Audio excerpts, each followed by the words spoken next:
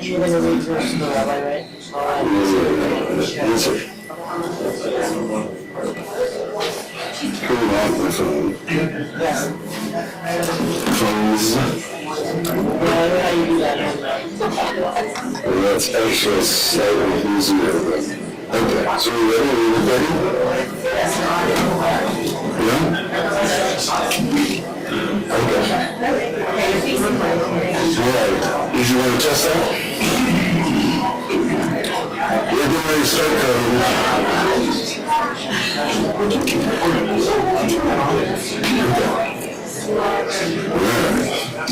Thanks. Yeah. There we go. Okay.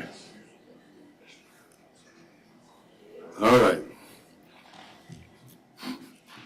We will call this meeting on the Palmer City Council to order for March 11th, 2025 at 6 p.m.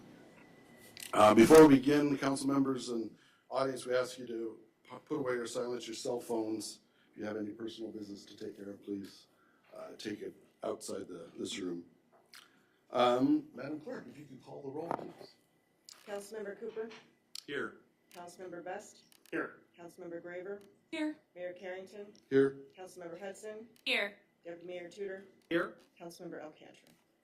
And Councilmember Alcantara emailed, he's in DC subbing for his boss for some event for there. So, and next would be Pledge of Allegiance, and I was going to ask if we could have Wendy Anzalotti lead us in the pledge.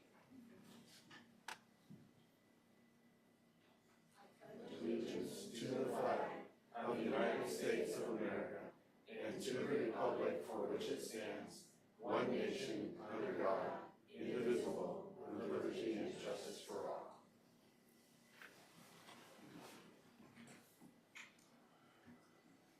all. Next is approval of the agenda, which includes minutes for February 14th and 21st special meetings and February 25th regular meeting. What's the wishes of the council? Move to approve. Second. Moved and seconded. Is there any objections to approving the agenda as stated? Councilmember Hudson. Yes, thank you, Mr. Mayor. I would just like to request an amendment to council member comments under Councilmember Hudson on the last meeting. Is this The for February 25th? Yes. Okay. It says, feels it was inappropriate for Mr. Billefer to come forward and speak. In my statement, and going back and listening, I didn't have a problem with Mr. Billefer coming and speaking to the council. I expressed a problem with our mayor misinforming our department director and for our interim city manager getting involved. So I'd like for clarification and for that to be fixed. Thank you. Okay, so noted. All right. Madam Clerk, if you could call the roll to approve the agenda then. Mayor Carrington? Yes. Councilmember Hudson? Yes. Councilmember Graver? Yes. Deputy Mayor Tudor? Yes. Councilmember Cooper? Yes. Councilmember Best? Yes. Unanimous? All right. Next, we have communications and appearances. So we have a proclamation recognizing March 21 as World Down Syndrome Day. And Councilmember Graver, would you please read the resolution for us?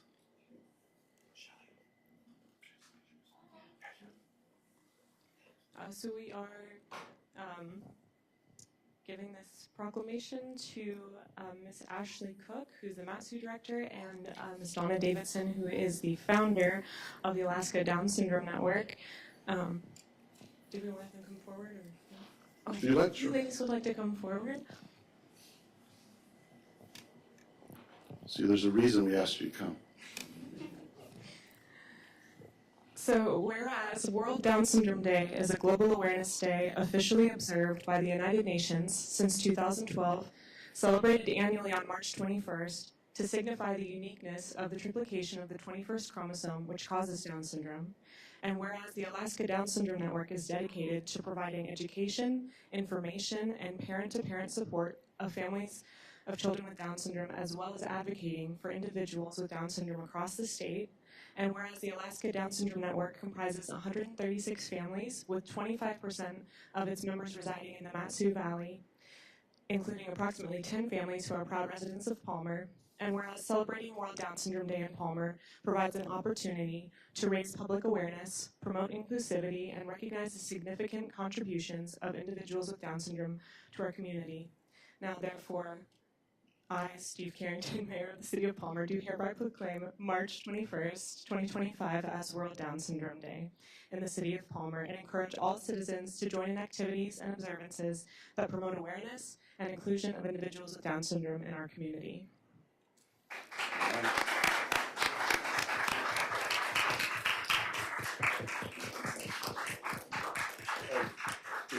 Either of you want to say a few words? So, can you, yes, it's on. Yes. Thank you very much for considering this and presenting us with this proclamation. It may seem like a small thing for you, but for us it really is a significant and well appreciated activity. The Down Syndrome Network was started back in 1984. But first, my vision, or my experiences with children with intellectual disabilities was not comfortable. When I was in college on the East Coast in mid-60s, I went to volunteer at a state institution. The children that I was asked to play with and be with were in a downstairs basement, dark room, many children sitting on the floor, some children in a large cage, sitting in wet diapers. And this is how, a number of the children had Down syndrome, and this is how the children lived. They were not in regular schools. They did not receive surgeries and medicines that others did at that time because they had Down syndrome. By the time I got home after schooling, I noticed adults with Down syndrome about town, and this was really about the first I saw people out in the community at all, but I worked right next to Hope Community Resources, and so saw a number of adults, and they were generally poorly dressed and had poor mobility and so forth. Things have changed greatly. By the time my son was born in '84, things had begun to change. Children were beginning to be in schools, in classrooms. They were receiving good medical care and seeing in the regular community much, much more. I think we had excellent schooling in regular classrooms all throughout his schooling through high school. So things have changed, and it's in large part mainly due to parents, particularly mothers, but parents and small groups like ours. Parents fighting, asking for, working for their children to have a typical life, regular education and a typical life. And today, our children are beautiful. They look beautiful. They dress just like anybody else. Often in Special Olympics bocce, which is a unified sport where you have a team of two, one has disabilities, one does not. Sometimes you can't tell who's who because the playing is that good. So times have changed. We have always been a full state organization, but initially, everything that we did was by hand, handwritten, and now we have much better ways to communicate. So it's easier to actually connect with the other communities around the state. So this past year, we have been able to grow quite a bit. We now have a very active group here in Palmer, Wasilla, so this is wonderful. We just have a new group created in Fairbanks and a family in Kodiak and then some families in Southeast. So it feels wonderful to be actually growing like this. As a network, we support brand new parents with visits if they want, with new current information and books, connections. We make connections with the medical community and with teachers. We put on seminars at different times. We haven't lately, but we give scholarships to members. And we have a lot of social activities. Friendships are really important. They're important for us as parents. I can't tell you how much we can laugh for things that other people wouldn't understand. But also, let's see, I wanted to say,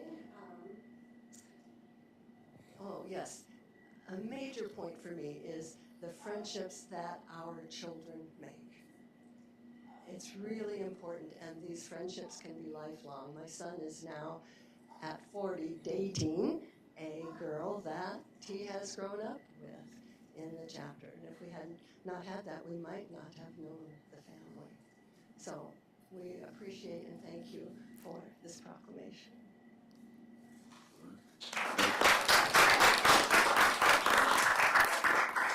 One last thing.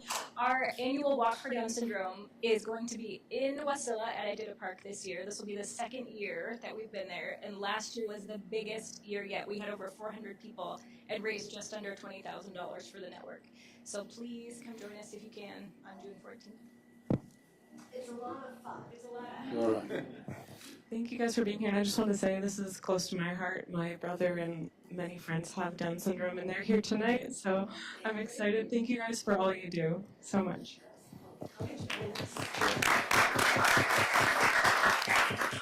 And we'll go ahead and we'll take a break so we can congratulate and take some pictures with some of these people.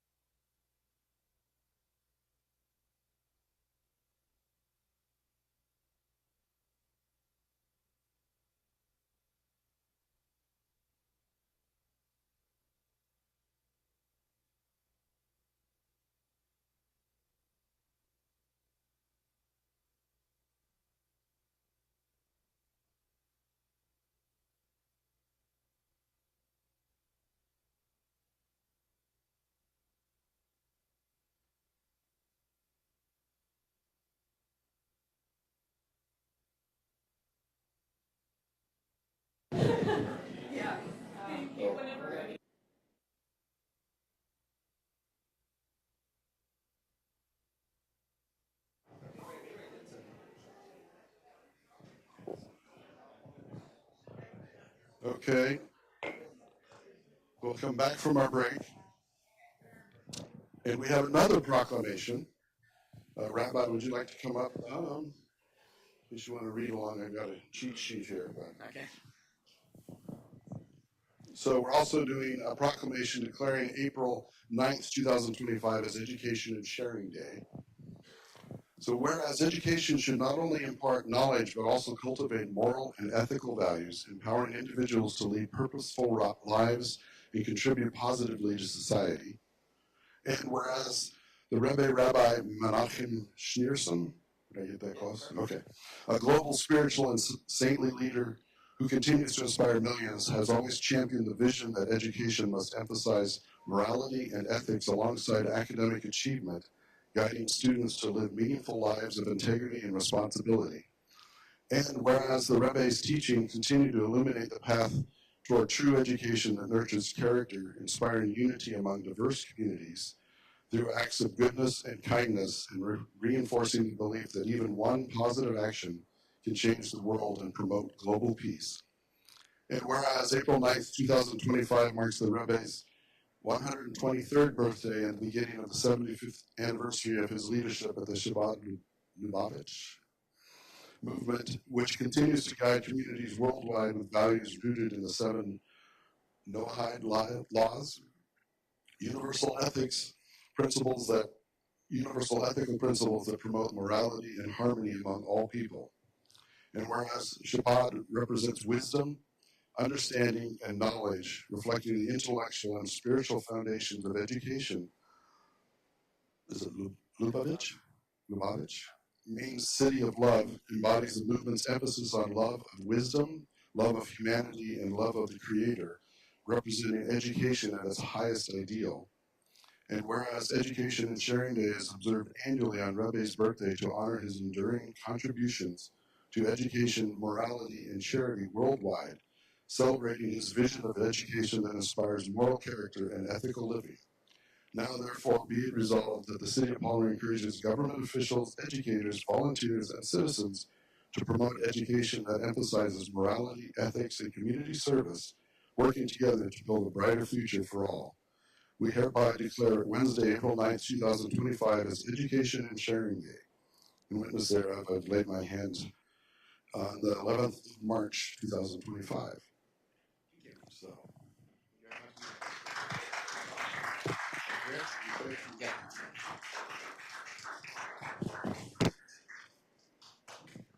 Thank you, Mr. Mayor, Steve Carrington, and to the entire City Council.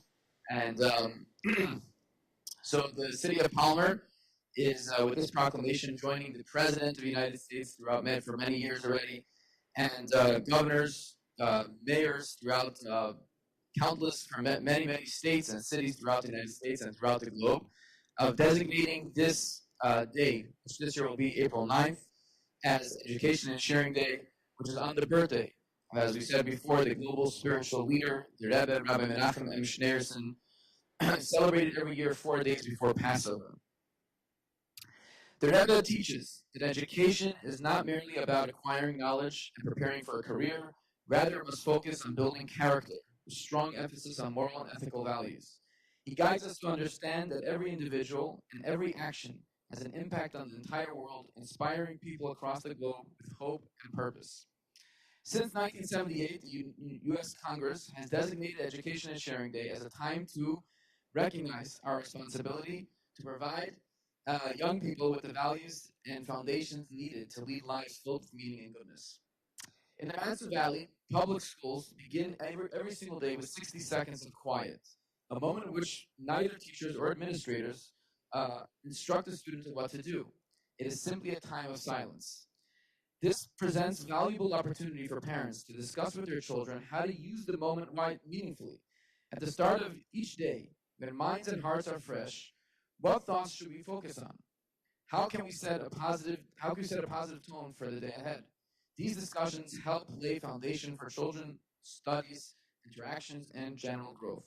The Rebbe emphasizes that the key to moral and ethical behavior is instilling in students the awareness that there's an eye that sees and ear that hears. The creator of the world that watches over each individual and cares about their thoughts, words, and actions. This understanding reassures children that they are never alone and encourages them to act with kindness, responsibility, and integrity. By beginning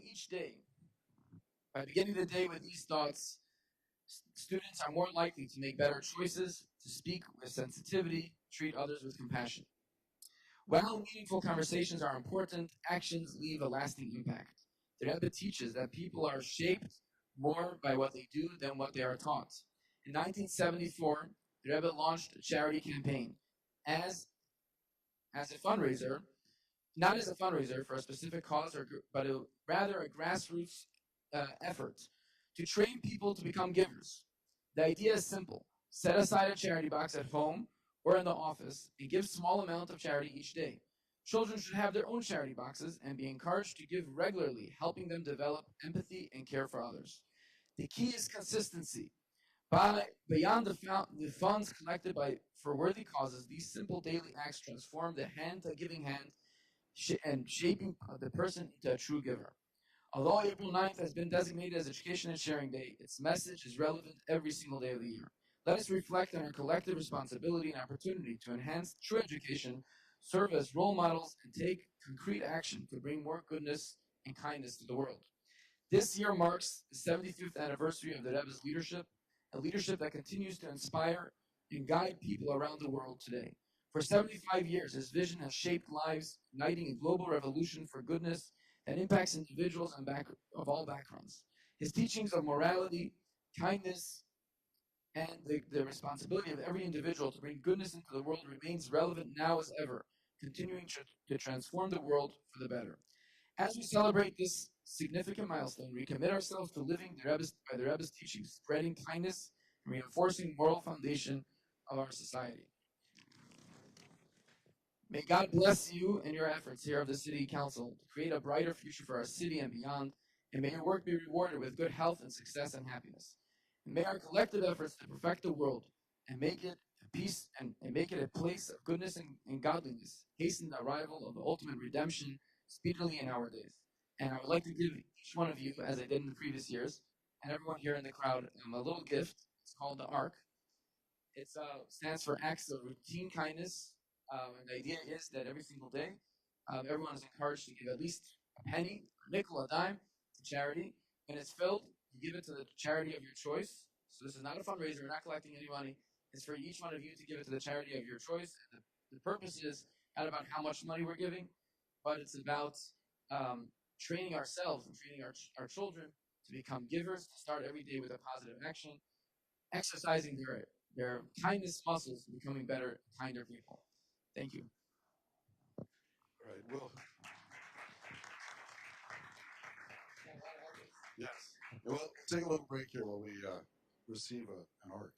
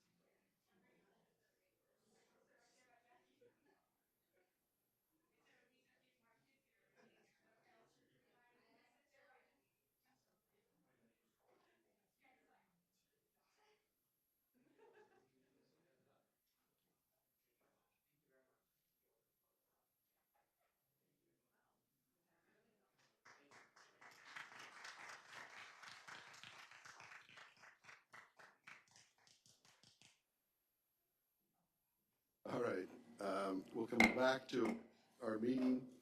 And next we have presentation of Planning and Zoning Resolution number 25-002 by Planning and Zoning Commissioner Chair Penny Mosher. Should be on, but you got to get it really close.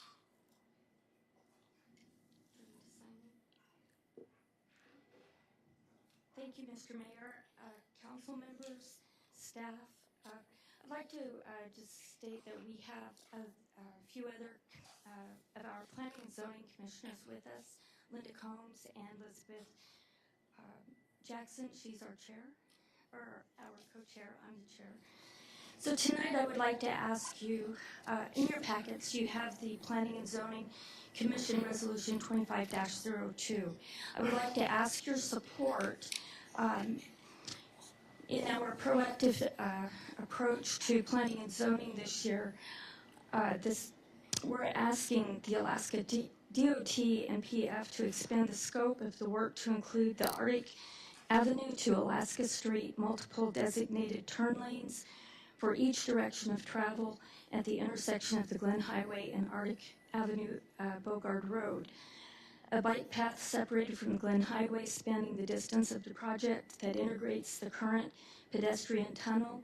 A safe highway designed to account for turning conflicts due to diminished visibility at Marsh Road and Albright Avenue. And a comprehensive design plan to accommodate runoff and control drainage to protect the properties surrounding the project from the damage and erosion, such as the case of the January rainfall that we've had, and several years ago we had the snow damaging our library downtown Palmer. Tonight, just would like to remind you that on Tuesday, 18 March, we have the DOT public hearing at the Palmer Depot. I believe it's at 6 o'clock at night. And we would like to ask the City of Palmer Council to join us in this resolution so that we can make it stronger as a united front. Okay, so, and this resolution, the planning and zoning has developed it and voted on it and approved it. Yes, sir. And we did that in January. And we could either make up our own, or we could actually join in with this one and basically receive it, maybe say modify it and say, we say the City of Palmer, or the Palmer City Council and Palmer Planning and Zoning Commission for the title, and kind of make it our own. Councilmember Cooper. Thank you, Mayor. Yeah, I would like to make that motion that we change the title of, instead of Palmer Planning and Zoning Commission, it should read Palmer City Council and the Planning and Zoning Commission Resolution. Okay. Councilmember Best. I support, I'll second that for discussion purposes. Okay. I support the idea of that. I like the idea of planning and zoning taking an action and the city council coming behind them and standing, as our own, and also in support of it. And we take our own action. So then it's two bodies within our city, kind of, so then we can show that, hey, we have that individualized action and our own action as well in support of. I appreciate all the work and effort, and I concur that we definitely need to have safer routes for our folks to travel around the city. So thank you so much. Okay. Councilmember Cooper. Thank you, Mayor. As I read through this, I'm wondering if we need to maybe wordsmith some of the others, if we're going to add Palmer City Council to it. Should we be going through the paragraph if it says, for example, be it resolved that the City of Palmer Planning and Zoning Commission, should we add City Council wherever, include that as well, and every time that's written down? So you're amending your motion to include that? I would like to make that motion. Thank you. Amendment to essentially insert anywhere it says City of Palmer Planning and Zoning Commission, preface it with Palmer City Council and. Yes, Deputy Mayor. If it needs a second, I'll definitely second that. Okay. All right. Does that make sense to everyone? Do we have any questions or comments? Councilmember Graver. Thank you, Mr. Mayor. So is that two separate motions? Shouldn't we vote on the first one before? This would be an amendment to the motion, so Okay. we'll vote on the amendment first and then go Okay. back to the original motion. Any questions or comments about it? Councilmember Hudson. Yes, thank you. So are we going to be, we're going with Councilman Cooper's to add the Palmer City Council to this, or are we going to consider what Councilman Best suggested and having our own resolution that we then support in support of their resolution, that our attorney can then have a chance to also review? I believe the motion was to essentially change the title, and then there was an amendment to also insert Palmer City Council before anywhere it said the City of Palmer Planning and Zoning Commission. So that was the amendment that would go to the original. Councilmember Best. The councilwoman's mic is still on. I just want to make sure that she still didn't have something to say. If we look at the resolution before us, that's a resolution that has been voted upon by another body within our organization. I have a problem with us making an amendment to what they have voted on. That was something that they had voted on, they had brought before us. Now it's been presented to us. I don't think we should be toiling with an action of the Planning and Zoning Commission. That's their presentation. They should stand alone, and that should be kind of without interpretation or I don't know. I can't even wordsmith it myself right now about. I just don't think it's proper for us to do that. It'd be in support of having our own resolution coming before us. May I ask a question? Yes. Is there a time limit that this needs to be addressed so that we can take it to DOT, or can we go ahead and? The meeting is next Tuesday. Next Tuesday? Yes, sir. Is it simply a letter of support that we could, and then later on we could have a resolution of support from the body? Is that an option? Well, part of what I would say is that this is a planning and zoning resolution. It exists. Correct. As them, and that could be presented next week. And then council can give our support here from the dais of their decision and as a city, and then later on, if we'd like to bring a resolution before us, to also then give another document that can go before DOT and the state and anybody else later on. Okay. Councilmember Cooper. Thank you, Mayor. I understand what Councilman Best is talking about. I guess what I'm suggesting is that we make this a joint resolution. I think that it holds more water, more support when it goes before the state. As you have a resolution from the Planning and Zoning Commission, my question would be, if I was at the state level, where's the city other than just a letter of support? I would like to see a resolution, a joint resolution by the city council and the Planning and Zoning Commission. And so granted they have this one, I think that what I'm asking is that we have a new one that includes the city council in front of the Planning and Zoning Commission, and then let them sign it as well. Okay. Councilmember Hudson. Yes, thank you, Mr. Mayor. I think my concern is the same that Councilman Best had brought up, and that's what I was trying to express before, is I'm not sure if the Planning and Zoning is going to be having a meeting also before Tuesday to then re-vote on a new resolution that includes then amendments to the resolution with Palmer City Council. So I don't, again, that wouldn't leave us enough time. So if we did what Councilman Best was suggesting and offer a letter of support currently, and then bringing forth a resolution at the next council meeting, then that would still be in a couple weeks, and then we could also offer that as support when they, I know the meeting is on Tuesday, next Tuesday, but I just meant for a later date. Chairman Moser, do you have any comment or want to add to this? I really am in support of what Councilman Cooper was suggesting and going with the joint resolution to expedite this for Tuesday night.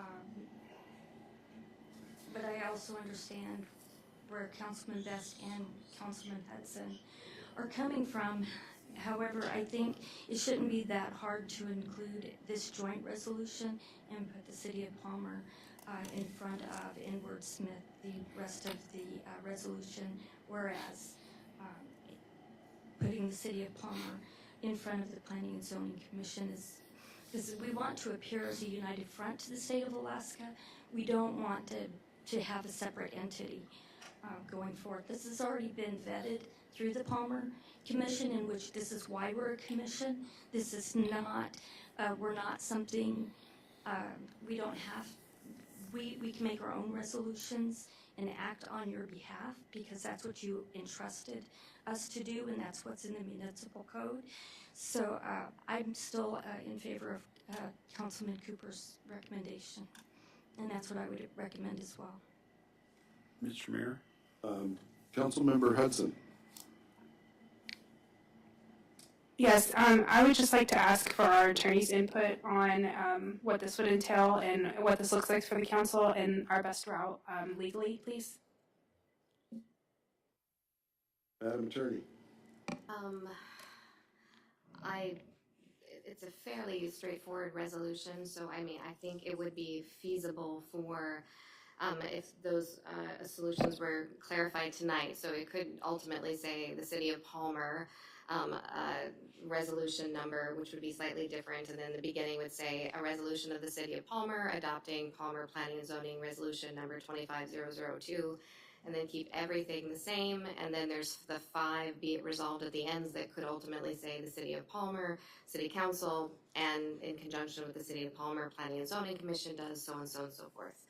So what you are doing is creating a new resolution referencing, incorporating this one. So it would be a joint resolution. It's a separate entity, but ultimately what you're saying is we are adopting resolution number 25002 from the Planning and Zoning Commission, should you want to incorporate that, and say this is a resolution from the City of Palmer adopting this, and you're creating a new one.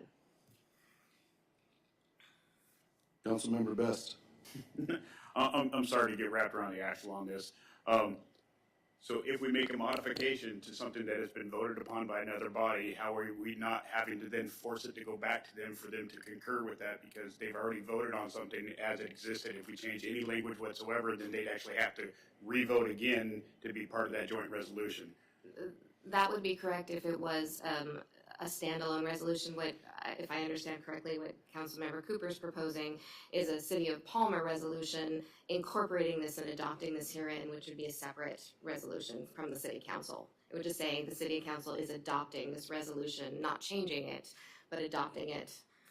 But that would take another meeting for us to then put it on the agenda to have a resolution. We can't from the dais make that resolution right here tonight. That's true. The timing of it. Exactly. So again, my point is. But you can create a new resolution. Just the timing from. I'll check through the parliamentarian, but the timing of that is correct. I don't know. Could you repeat the question? No, they were. I think we want to clarify to the council if they create a new resolution, the timing of, or clarify to the public the timing of what that takes to do resolutions from the dais. Can't do that from the dais. Right. Right, okay. So just so that people understand that. So, where we're at is we have a motion and then we have an amendment to the motion, which, parliamentarian, is that not appropriate? Should No, we- that's fine. But, Only when you vote on the amendment, you vote on the motion. okay, Because the original motion said change the title only, and the amendment said change it within the document okay. to add the Palmer City Council. That was the amendment from Cooper. So the first vote will be on the amendment. Okay, Councilmember Best. Thank you, Mr. Mayor. And again, what I'm hearing from the clerk is she's explaining process, not that what it is would be the right way to get what we're trying to achieve. Right now, there is no way to achieve what is being requested unless we just accept what the Planning and Zoning has given to us. We could then, so we would have to vote down our 2 resolutions, accept what they have presented. Then we could, in council comments or something like that, talk about asking to have a resolution brought before us, but we could also ask for the mayor's office to then issue that the body is in support of this action, and that later date resolution will be coming forward. So you would at least have a letter in hand saying that the council is in support of your action that you have taken as a body. And then later on, we could vote upon a resolution later on. Councilmember Cooper. Thank you, Mayor. At a minimum, seeing as how this meeting is next Tuesday, I would like to see at least a letter coming from us to, and the letter and the resolution can be presented Tuesday to the DOT. And if that's the case, then I would withdraw my amendment and my resolution for further resolution next 2 weeks. I agree with withdrawal. Yeah, I concur. Yep, I concur. Okay, so we've now pulled back the motion and the amendment. Any further discussion? Councilmember Hudson. Yes, thank you, Mr. Mayor. So I would like to make a motion that we offer a letter of support to Planning and Zoning on resolution number 25-002. I would hope by the end of this week so that that was provided by Tuesday's meeting. And then I would like to also ask for a resolution to be brought forward to the City Council at our next meeting in support of resolution number 25-002 from Planning and Zoning Commission. Second. Okay, it's been moved and seconded. Can I second? Was that two different or one? One. Okay, second then. Is that one motion? Can be? Okay. All right. So that was a motion to, Letter support, right, to have a letter of support resolution, and then also a resolution come forward. supporting your resolution. Okay. Is there any discussion on that? Councilmember? Nothing bad, nothing bad. Deputy Mayor Tudor. Yes, Deputy Mayor Tudor. I just want to say thank you so much for planning and zoning for all the work you guys are doing. I mean, we're tripping over ourselves over here trying to support this, and it just shows the hard work that you all did. So thank you for doing that. Yes. Yes, thank you very much. Councilmember Best. Just one final comment. I appreciate everybody it was clunky how we kind of got to that.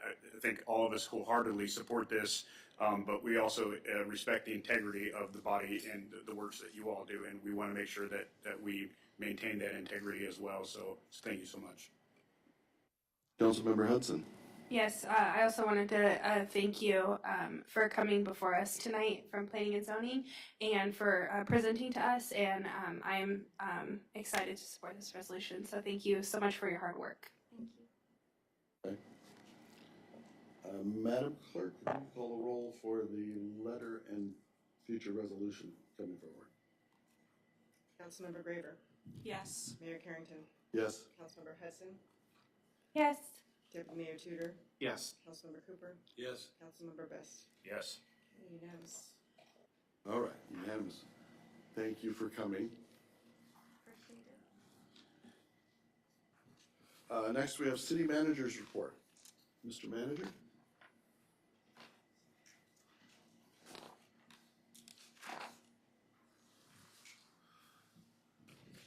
Good evening, Mr. Mayor, members of council. I don't have a written report for you tonight.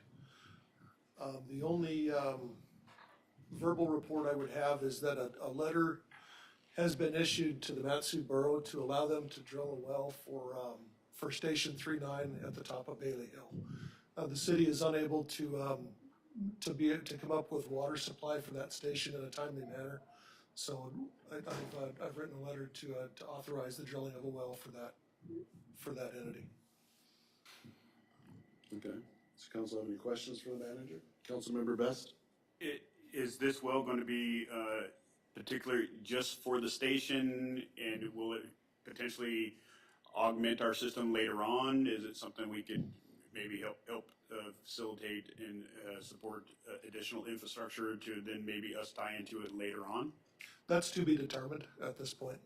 I don't know that we need to evaluate what they find up there and work that out with them at a future date. Any other questions of the manager? Okay. Did we need to give support for it? Okay. Okay. All right. Next is the mayor's report. And interesting enough, I started my mayor's report with something, information about the Arctic Avenue to Palmer Fish Hook Road meeting on March 18th, which is next Tuesday. And I plan to have a letter of support and deliver it personally that night. And then, is there any questions for me on my report? Okay. City clerk's report. Madam Clerk? Good evening. In your packet, you will find the city clerk's certificate for the certification of the recall petition for Mayor Steve Carrington. There will be a special election held 45 days, between 45 and 75 days from today. And that'll be following the code and all of the publications and everything else that we would follow normally. So if anybody has any questions. Does council have any questions for the clerk? Okay. Oh, Mr. Mayor. Oh, yes, Councilmember Graver. Thank you, Mr. Mayor. We have been receiving an update on the council requested items, and I just noticed that there's a few items on there that have been, I guess, completed is the word that we're using, that haven't been marked completed. And I also noticed that our attorney is not part of that email. And I was asked, or I guess I wanted to ask for council support to request that the attorney be included in that so that she can make sure that if there are any questions or anything that she needs to comment on, that she can do so. And then also, Second. thank you. Sorry, and another thing. Is there, I guess if you could connect with her and kind of correct anything on there that has already been completed, that would be great. Okay. Thank you. Councilmember Graver supported. Thank you. Okay.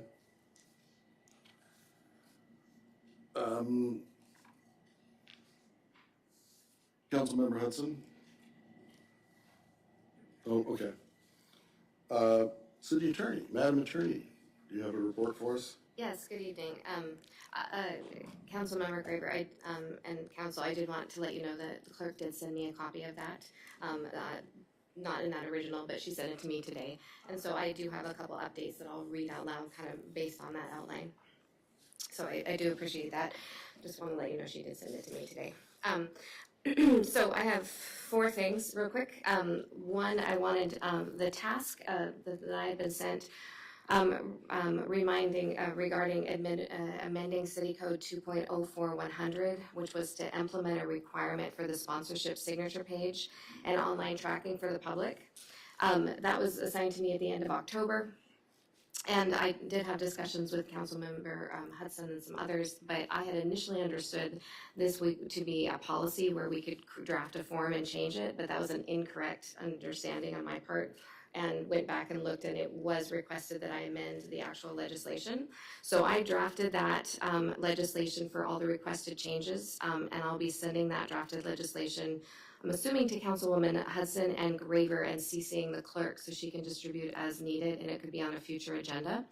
That legislation changes specifically are one, the sponsorship page with the signature sheet, the sponsoring signature page be included in a published agenda, a digital documentation tracking log. So I've put together a whole resolution for that. I will send it to the 2 that tasked me to draft legislation. This is the first time I've been tasked only by 2 to draft legislation, so I'll send it to the 2 and make sure the clerk CC'd, and then whomever else wants it, and then it'll also be put on a future agenda. So all access to everyone. And then regarding the request to research and review if and how Anchorage had implemented a process to remove a mayor based on violation of public trust, I have been looking into this process, and this process is strongly predicated requirement on a robust ethics code, an investigative process, and hearings implemented by code for due process. So they include a structured disciplinary process placed in the code. So what I'd like to propose to council is that I'd like to combine that sort of as a subset to the overall task assigned to me by Councilwoman Graver to review, report, outline, and draft council's examples for the council for all elements in what a robust ethics code would look like, which would include hearings and due process and any kind of potential disciplinary, to submit that to the council for their discretion. And then I also wanted to circle back to, I believe after Thanksgiving, Councilwoman Hudson had asked me to look into issues regarding potential interference into a police matter or an obstruction in executing our police department's public safety duties. I immediately began looking into this, and I had several conversations with staff and with interim city manager regarding the necessity of all departments providing without question or delay the resources that our law enforcement need. I want to reassure everyone this is a priority to the city. The interim city manager fully recognized and communicated that as well, that going forward there'll be no interdepartmental challenges related to law enforcement and public safety. I realize I'm being really vague with making this statement, but I wasn't going to address it all, but it was on the list and out to everybody, and I realized, oh, we publicly said that I should publicly give you an update. So I just wanted to let everyone know that the manager was on that, and that has been taken. Public safety is a huge issue, supporting of our police, and that's something we've had a conversation about, so check.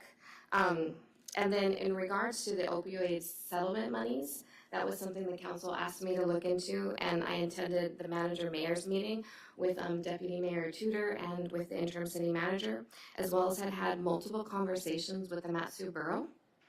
So this is going to be a very detailed, limited in scope nuance, but it does require a lot of public education and specifics because it's a settlement offer with language from a literal litigation. So what I would like to propose to the council, that the city council and the Palmer public would be briefed on that potentially in April. I would like to create a Q&A overview of the background and all the details of it, and a fact sheet of what it does and does not entail in terms of how does it address powers, what does actual litigation say, how does it benefit City of Palmer, are there any limitations for the City of Palmer, and so forth. And I would like to suggest to the council that they also invite the borough attorney who's volunteered to do that, and then he can be grilled as well, since it's from them. And I'll offer the fact sheet, which would be in an agenda packet, and potentially that could be brought forward in sometime in April. And that is my update for this evening. If you have any questions. Okay. Does council have any questions for the attorney? Councilmember Hudson. Yes, thank you, Mr. Mayor. I also wanted to clarify that on, I don't know if you have this, Sarah, on page 4 of 7, that I had requested an investigation of a code of ethics violation, that you had brought that forward, I believe, at the last meeting or 2 meetings ago, and that Councilwoman Anzalotti, or I'm sorry, Graver, my bad, on page 5 had also asked for you to investigate and bring back on February 11th, which you also did. Is that correct? Yeah. On February 11th, I did answer questions from Councilwoman Graver and from the council. That's correct. Okay, thank you. Okay. Anything else, Councilmember Hudson? No, thank you. Okay. Any other council questions or comments for the attorney? Okay. Next, we have audience participation. Council meeting rules protect your right to testify and ensure that those attending can express their views if they do not interfere with the rights of others to see and hear the proceedings. At all times, order and decorum will be maintained in keeping with the civility and dignity of the legislative process. No disruptions to city business or threats of any kind will be allowed. Individuals who cannot follow these guidelines will be removed. Any threats against others could result in criminal prosecution. Please sign in, state your name, and you have 3 minutes per person. I don't know if the microphone is still on. Oh, we'll open audience participation.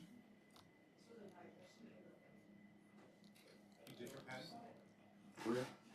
There's a pen.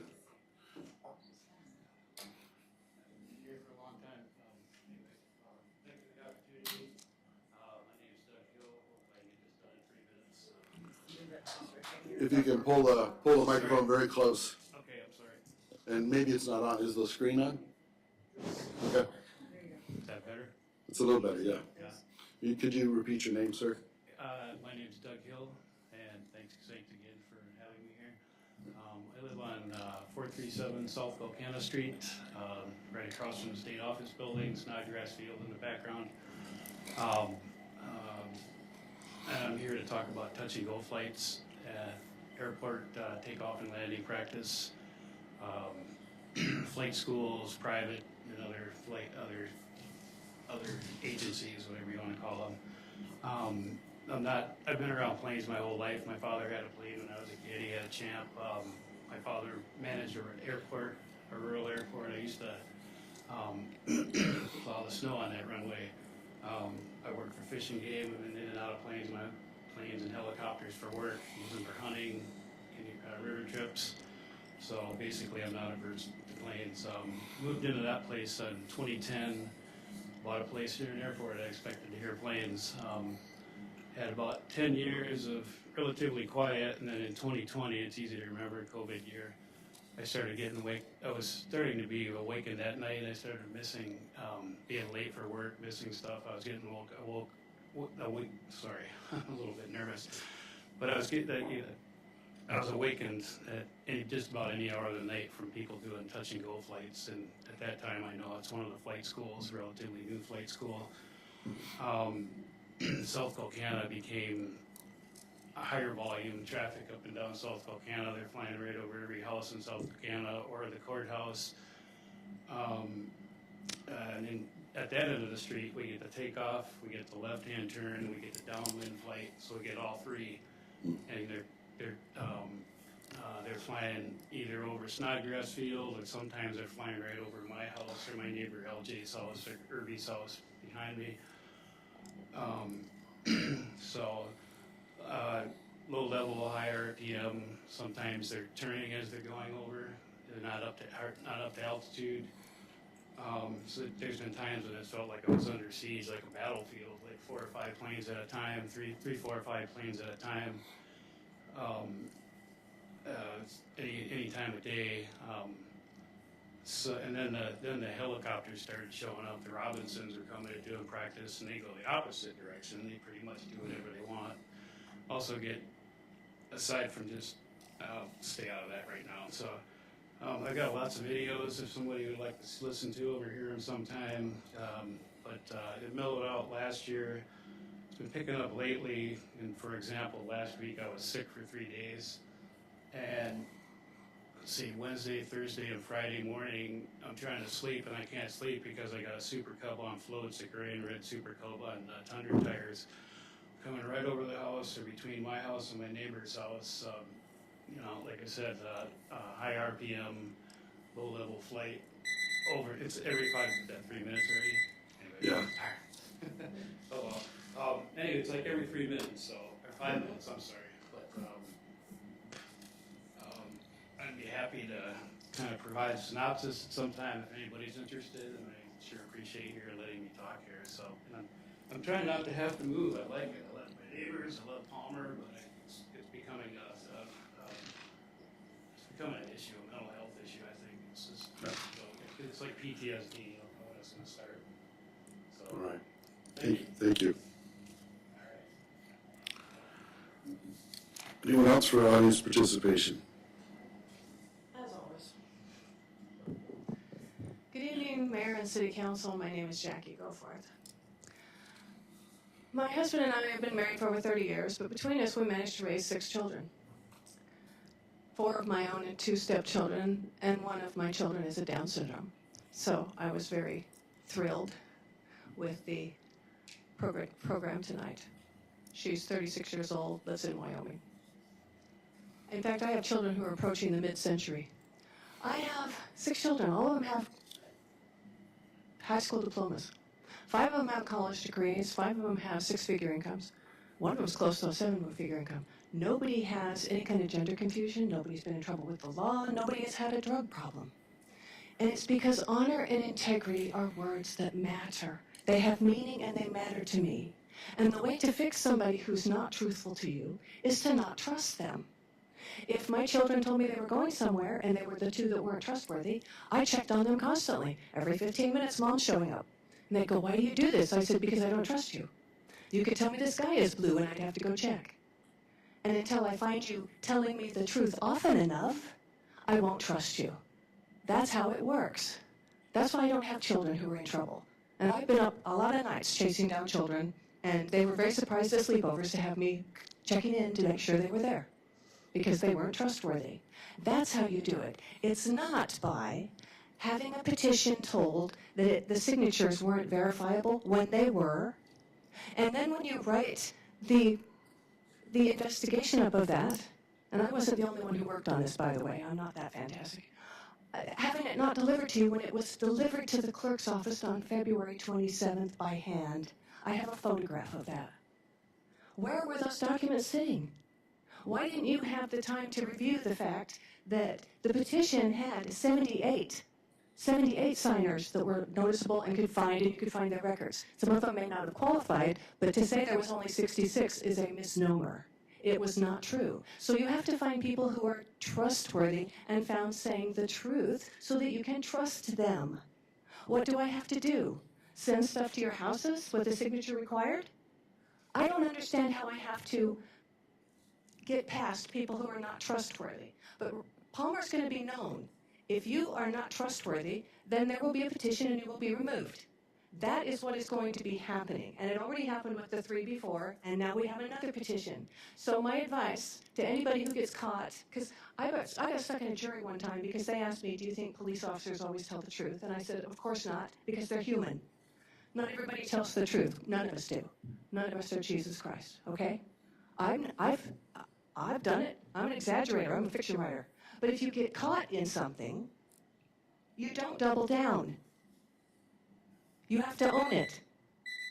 That's how it works. Thank you. Thanks. Is there anyone else for audience participation?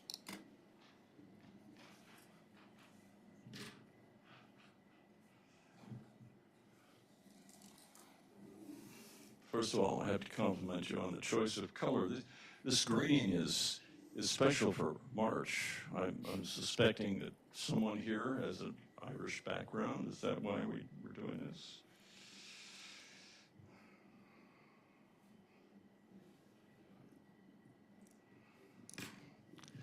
Thank you, Mr. Mayor, members of council. I had two things to speak about tonight. The first one, I had the pleasure of interviewing Chris Spence. Some of you know Chris. He's the DOT project manager for this area. The reason why I interviewed him this morning, and by the way, that broadcast will be tomorrow at 8 a.m., and then it'll be repeating at 5, and it'll be up on our website, Big Cabbage Radio. So if you want some detail about this, we covered three things. We covered how long it takes to, and what is involved in actually going from a planning stage to a finished highway. And he's pretty good. He's been in the job for 18 years. And so he's got an understanding of it. And I think once you go through, you realize, oh, this is not a simple matter. Not also to add that it's a big project. I've moved a little bit of dirt, but when you look at those trucks and the amount of dirt that has to be moved for any of that work, it's ginormous. So we covered that. We also covered the issue of the new planning, which is ongoing, which involves the August 18th meeting, which will be at the Power Depot. I wanted to give a little context for that meeting so that perhaps what has been presented already tonight by the Planning Commission, what you're planning to do with the resolution, is a way station, if you will, along the way. DOT has been gathering information. You can go to their website, you can call them, you can submit opinions about it, and this way station on the 18th is not the meeting, if you will, but a meeting to provide an additional way for people to communicate, whether it's the city or an individual. So it's appropriate to go there because they're going to, by the way, at 5:45, begin the presentation about this next stage. The next stage going from Arctic north, when I asked him the serious question, okay, when is it going to start constructing? He said 2030. So that sort of, throughout all of this, puts into, I think, perspective that this is an ongoing planning thing that right now, because you're beginning to develop the actual design, it's important for people to contribute. So thank you very much. Thank you. Is there anyone else for audience participation?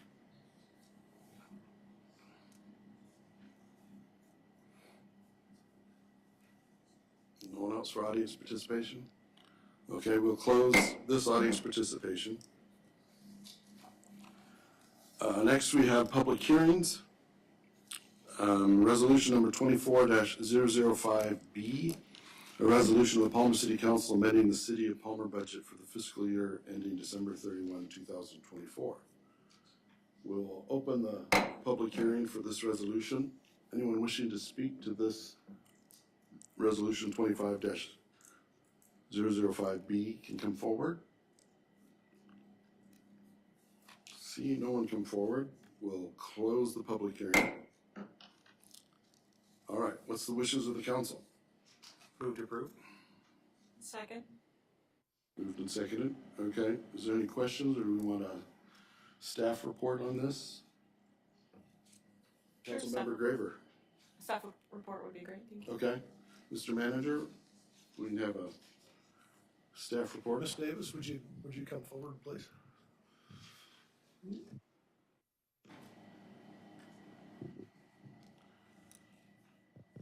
Gotta get it close. Good evening, City Council and Mr. Mayor. Yes, what you have in front of you is the final budget amendment for 2024. When we put the budget together for the 2024 budget, that we did it back in like August and September of 2023. So at the end of 15 months, things can change. And so we bring this budget forward to account for differences based on what we projected and what actually occurred. Okay. Does council have any questions for Manager Ms. Davis? Oh, Councilmember Hudson. Yes, thank you, Mr. Mayor. I do have a question about the increase in the library grant expenses for grant funds received for patron computer and patron internet services. Do we have a contract for that? Specifically at page 30?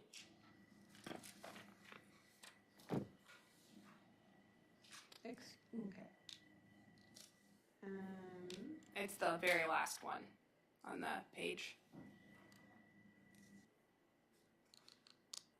The library grant expenses? Yes. Okay. So we received a $4,800 grant from, I can't remember who we received it from, but it was for $4,800 and it was for patron computers. And we bought, I believe, 4 or 5 Dell computers, and that also included the warranty, which was paid for out of city funds. And then the patron internet service, we get reimbursed from that locally, whatever we get charged per month. And then the OWL is what it's called. They give us extra funds too. They gave us like $743, and then that got split out between July through December of 2024, and then again for January through June of 2025, because that's how those funds run. Councilmember Hudson. Yes, thank you. I just wanted to make sure that those funds specifically were allocated properly. As we've recently learned, they weren't at the borough, so I just wanted to double check that. Thank you so much. Yes, they were. Thank you. Any other questions from council? All right. Madam Clerk, if you could call the roll, please.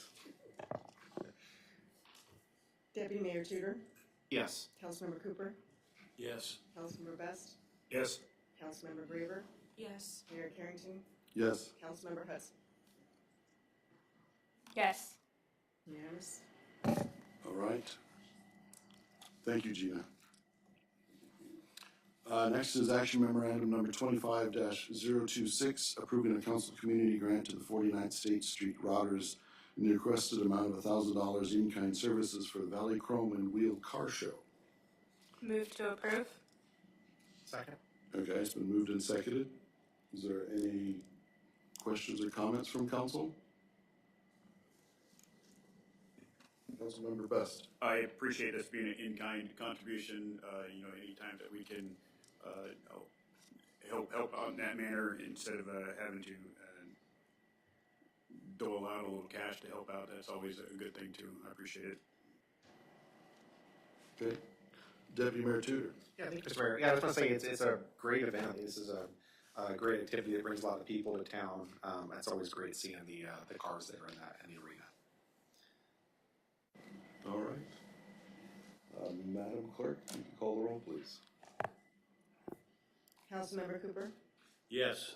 Deputy Mayor Tudor, Yes. Councilmember Best, Yes. Mayor Carrington, Yes. Councilmember Graver, Yes. Councilmember Hudson. Yes. Okay, unanimous.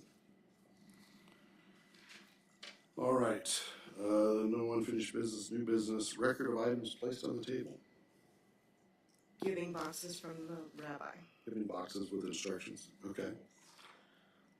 Next, maybe we'll go ahead and take a short break. I've had too much water.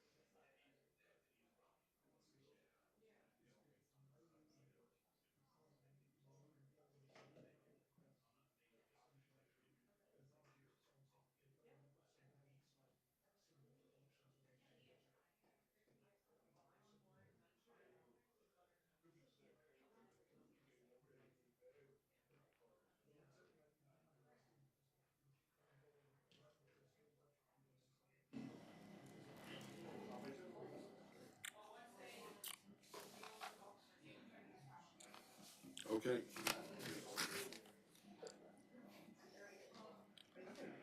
Somebody is it? I'm sorry. I just. Yeah.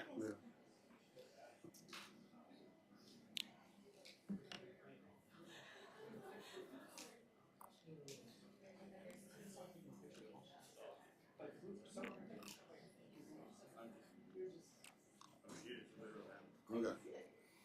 All right, we'll come back to the meeting. Next is audience participation. We will open audience participation. Please start with your name, and you have 3 minutes. Doug Hill again, you want me to sign in again? No, that's okay. Once again, thank you. There have been some night flights lately, touch and goes is what I'm talking about. And also, often I've noticed people, I mean, I turned into a madman. So, and I was Dougie down at the airport in the middle of the night with binoculars trying to get a number. You can't get them, it's hard to get them at night. And often I've seen a number of times where the planes they'll come here and do 8 or 10 rounds, and they'll go to Wasilla that direction, or they'll go to Birchwood direction, or Anchorage. So it's somebody coming up here to poaching runs or whatever. But actually, probably the best thing I can do right now is like, I don't know how many of you seen this City of Palmer, fly friendly, pretty much. Sorry. In my mind, most of the answers are right there. They got a whole runway, get up to altitude. This has them flying across the other side of the old Glen Highway Bridge, taking a left-hand turn. This actually has them going past the Glen Highway over there. But anyway, wider path, higher, cutting the RPMs back. It's pretty much all here. It'd be nice to see this kind of get more formalized instead of just guidelines. And you come into town, it says Alaska or Palmer, Alaska at its best, and that's kind of lose a little bit of luster for me when I can't be in my own house and I got a constant hum going over my house. So anyway, that's enough for me. Thank you. Appreciate it. Thank you. Is there anyone else for audience participation?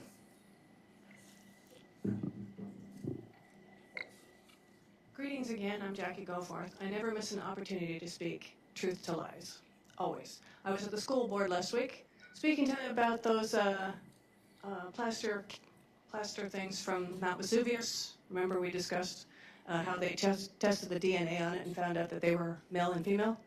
And I also spoke to them about this trans thing and cis. Now they call people who say that they are what they are. You're a female and you know you're a female, and you're a male and you know you're a male. They call them cis.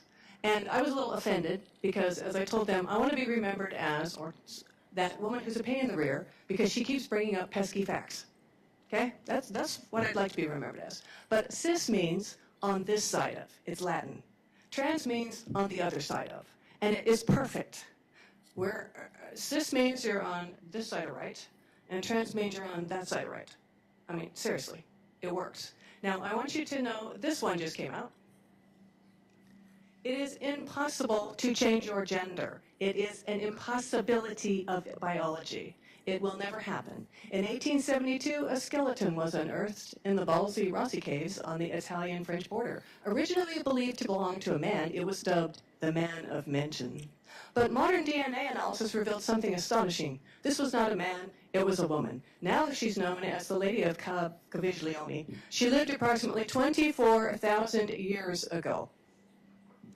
She stood remarkably tall at 172 centimeters, which is 5'8", and she likely bore children. Now, 24,000 years, a 24,000-year-old skeleton, they will still know that you're a female or a male. There is no way to outwit biology. There's no way. What you're doing is living a lie. And if anybody knows what it's like to be a failure, you will be a failure every day of your life because your body will tell on you. There is no way to fix it. So people who are trying to transgender, they're just setting themselves up for a massive depression. I don't know about you, but I don't like being a failure. I don't like how it feels. I don't. So why would you want to do something that's Absolutely impossible. And why would you try to convince children that it's possible? I have a children's book. I checked it out from the city of Wasilla, the library at Wasilla, and then I bought it because I told them I'd lost it. And I was standing there holding it while I told them that, which tells you how honest I am. But anyway, I did pay for it. And I have this book, and what it says is, this child, when he was born, his parents told him he was a girl and gave him a girl name and gave him a girl's room. That's exactly how the book starts. Now, why would you want something in a library to be read to little children like that? I don't get it. I really don't. And the reason I spoke about it is because we had that rally against Doge here in Palmer, and there were trans flags still last week. Thank you. Thank you. Is there anyone else for audience participation?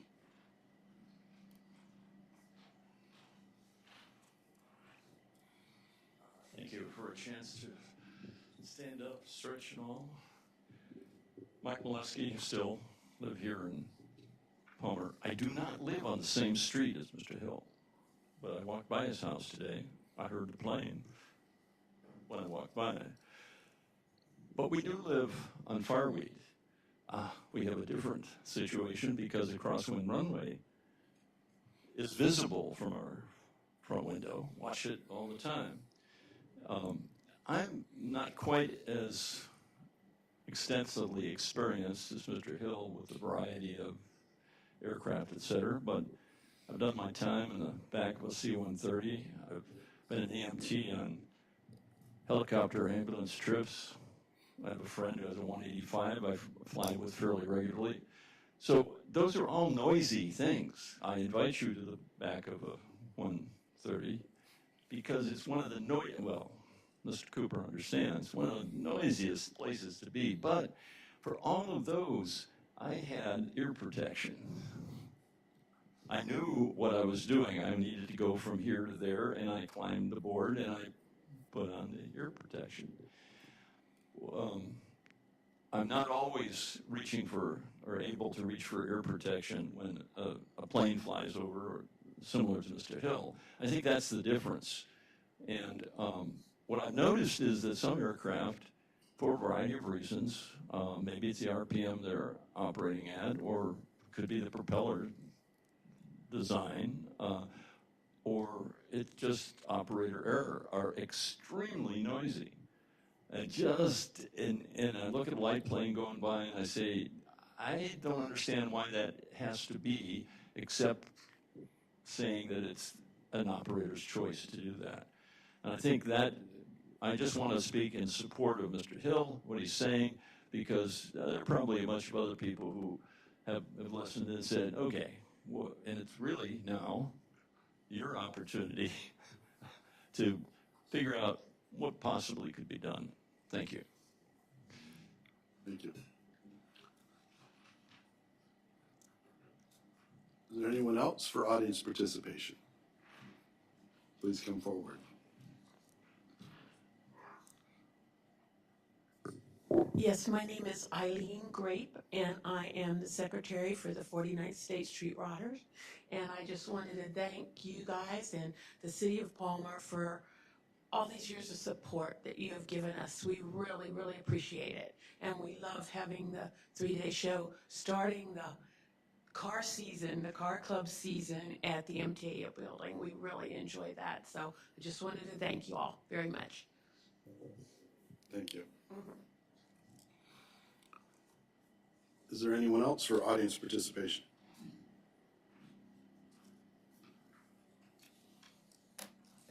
Seeing no one come forward, I will close audience participation.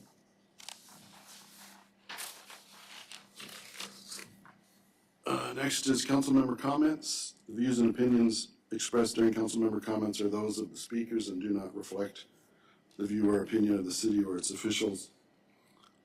And principle number 4 in the Code of Ethics states respect for process. Council members shall perform their duties in accordance with council processes and rules of order. Members should conduct deliberations with civility and refrain from abusive conduct, personal charges, or verbal attacks upon the character or motives of other members of the council, boards, committees and commissions, the staff or public. Council member comments. Council member Cooper. Thank you, Mayor. I would recommend that everybody go to the DOT meeting on Thursday. Just a little backstory. If you remember, if those of you who were here or weren't here, when DOT came through and upgraded from the fairgrounds up through into town, way back when, the thought process from the city was we wanted to have a boulevard concept go through there, which with a median and trees and all that kind of stuff to make things go a little bit slower and a little bit nicer, because obviously the highway divides the city. So what happened is DOT actually came through with a plan, and for lack of a better term, the city acquiesced in making comments about what the plan was and what did they really want to see. Because DOT, it's their highway, and they figured that that's what they wanted. Subsequently, DOT then finally came in with the final approval, and the city went, "Oh my gosh, this is what has happened. We didn't respond to this, and now we have this thoroughfare that goes right through the center of town." So I guess what I'm saying is, please go to the meeting, make your voices heard, and as a city, hopefully we'll make our voices heard, so that we don't have another freeway literally go right through the center of town. Thank you. And I believe that meeting's actually on Tuesday, next Tuesday. So, Councilmember Hudson. Yes, thank you, Mr. Mayor. I would like to ask, right off the bat, for council support to have our interim city manager look into tasking our Mr. Billefer to begin with a temporary fill for the fireweed crossing as soon as possible, because we haven't even been brought forward any permanent solution plans or anything. And from what I remember is that wasn't done last summer. So I would like to ask that there be a temporary fix as soon as possible at that crossing. Mr. Billefer had told us that he didn't need council support or permission to do that because it was under a certain amount.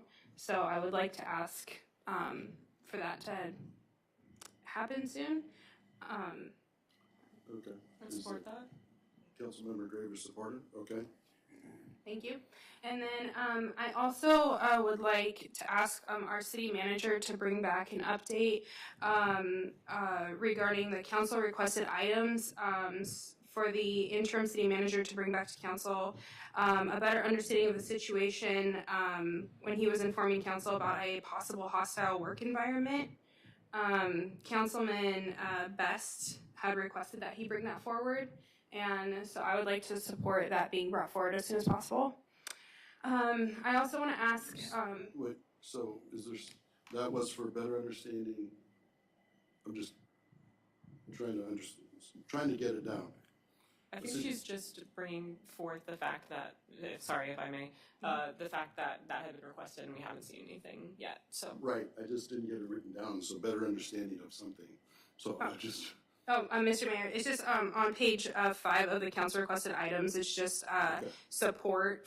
Councilmember Best requested council support to direct the city manager to bring back to council a better understanding of the situation. The interim manager was informing council about a possible hostile work environment. Councilmember Cooper offered support. So, thank you. Okay. Second. And that's support. Okay. And then I was just hoping that that could be brought forward before his tenure is complete with the new city manager coming on board. And then also, I also just want to also ask the city manager to continue to encourage the staff in City Hall to have a kind and hostile-free environment for the City Council and for our employees when they come to City Hall. It would just, it is, this state is a one-party consent state for recording, and it would just be really a shame if there ever had been recordings of harassment happening in City Hall repeatedly since October. Thank you again so much to everybody for coming out tonight, and I look forward to seeing everyone at the next meeting. Thank you. Madam Attorney? I was wondering if I could just, I'm trying to remember that original verbiage, and I think I brought that up at the time too, just the sensitivity, like, can we not use the word hostile work environment in terms of deciding that, and perhaps if I could see it first before we announce anything publicly, or we could kind of put something like that together, just in, yeah, thanks, because we kind of evaluate like an HR thing, if that could be done, and then I'm asking for a little discretion there. I'm just saying the city's not liable for anything, so we're not admitting hostile work environment. Mr. Manager? I did want to give an update on fireweed. We can do, the temporary repair needs to be done in the summertime. We need warm temperatures, throw a little pavement on there. You can't really put the pavement down in the cold temperatures because it doesn't stick, it won't do anything, it'll just turn to gravel. You will see, City Council has approved a design for the repair of fireweed, and we are going to go out to bid, I believe, on April 2nd, and should have results of that bidding back to council by the second meeting in April for your approval on the construction for the repair of Fireweed Avenue. And that will come prior to any repairs that will be, any temporary repairs that we'll be able to make, because it is, again, still kind of wintertime, supposedly. Okay, thank you. Deputy Mayor Tudor. Yeah, thank you, Mr. Mayor. So just, last Friday, I had the privilege of manning the booth for the city of Palmer at the last Small Business Development Center. That was a really great event. We talked to a lot of small businesses and also some entities that support small businesses, get them excited about Palmer. And it was really great. Thank you, Mr. Mayor, for coming as well. He was there. We had a great conversation. And I just, hopefully that will bear fruit, because I think we're already seeing that with the budget that we have for 2024, where we had the increased income and sales tax that we weren't expecting. I think it's telling just how much our city residents and the people just around Palmer support our small businesses here. And this is just why we as a city government just need to continue to support our small businesses, and also the events that we have like Friday Fling and Colony Days and just all those, just name a few, because they're an investment in our community. And they not only create fun activities, but they also financially support a lot of people around town. So I just wanted to say kudos for that. Thank you. All right. Councilmember Graber. Thank you, Mr. Mayor. First, I had a question. I was under the impression that we were going to give an update on our manager hiring Yes, I process. just wrote that down. So, okay. Are you going to do that when it comes to your comments, or right, or you want to go? You want to say? I mean, there's just a couple things. You're part of the negotiation group. Yes, as part of the negotiation team, we hired Colby Pickle Zirkle to be our new city manager, and she will be taking that position, I think, last week of April? Yes, the last week end of April. So I'm happy to announce that. Okay. Otherwise, I'm really thankful that I had the chance to read that proclamation earlier, and thank you to the rabbi as well as Penny Mosher for their presentations. And the other thing was, I got to read to some kids at Butte Elementary for their Read Across America program last week, I think that was. And I had a really great time, and I know several other council members did that as well. That was really fun, and I don't know about you guys, but I got a 10 stars from one of the kids, so it was great. And I hope everybody enjoys the lovely spring weather we're having. All right, Councilmember Best. Thank you, Mr. Mayor. I've missed a couple of council meetings, and I wanted to publicly state the reason why I missed the last couple of meetings. Unfortunately, my mother was very ill. She had Parkinson's for a good period of time, and on the 22nd, she passed away.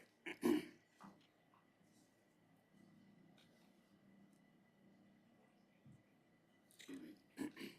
So, I just wanted to state on the record that that's the reason why I'd missed those meetings. I had tried to participate in the hiring process, and that's for another discussion later on. But needless to say, that's why I was not physically inside the city at that time. So, and I appreciate all the condolences that people have reached out to me and that have found out. But some of you didn't know the reason why. I just wanted to kind of state that.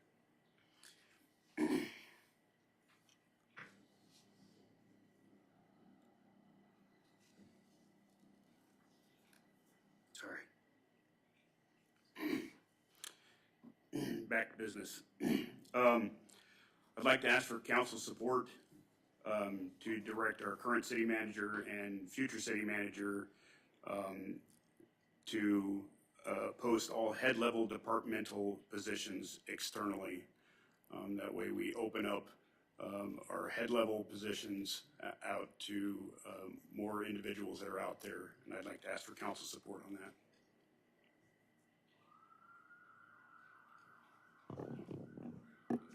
Councilmember Hudson?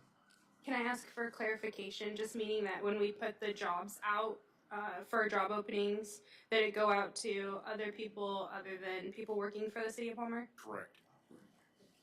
Correct. Yeah. Second. Okay, so there's support for that? Thank you. I will also be asking for council support to direct the city manager to hire outside legal counsel not to exceed $15,000 to investigate and advise the council for ethical violations of disparaging and defamatory statements made from the dais from October through March, and to include any OMA violations by council from October through March. I support that. Okay. Thank you.